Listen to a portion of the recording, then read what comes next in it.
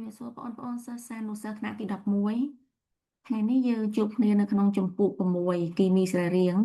មេរៀនទី2អាល់ដេហីតនិងសេតូនហើយយើងរៀនចំណុច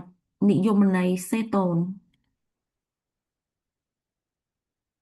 មុននឹងយើងរៀនដល់និយមន័យសេតូនយើងគួរតែស្គាល់បង្គំកាបូនីលសិនតើបង្គំកាបូនីលមានរូបរាងដូចម្តេចអញ្ចឹងបង្គំកាបូនីលគឺមានទម្រង់បែបនេះអាតូមកាបូនគឺមានសម្ព័ន្ធពីរជាន់មួយចងជាមួយអាតូមអុកស៊ីសែនហើយសម្ព័ន្ធមួយជាន់នៅសងខាងបែបនេះ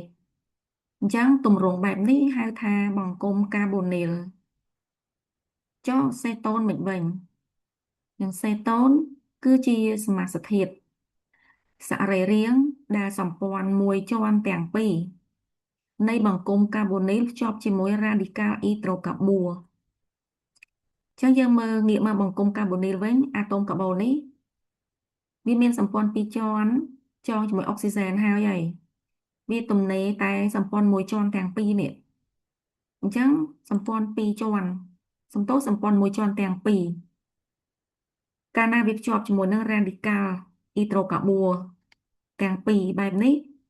គេហៅថាសេតូន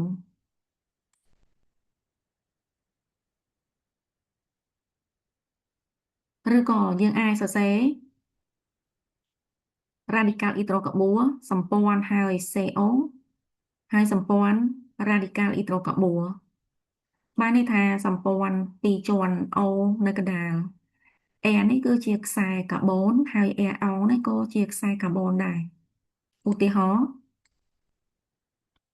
បែបនេះគឺ CH3 CO CH3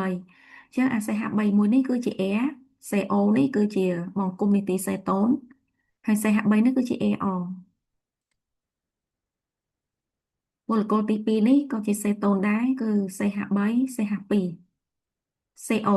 ហើយសម្ព័ន្ធ CH3 អញ្ចឹងបងអូនចំណាំកាលណា CO នៅក្នុងខ្សែអញ្ចេះគឺជាម៉ូលេគុលសេតូនអរគុណ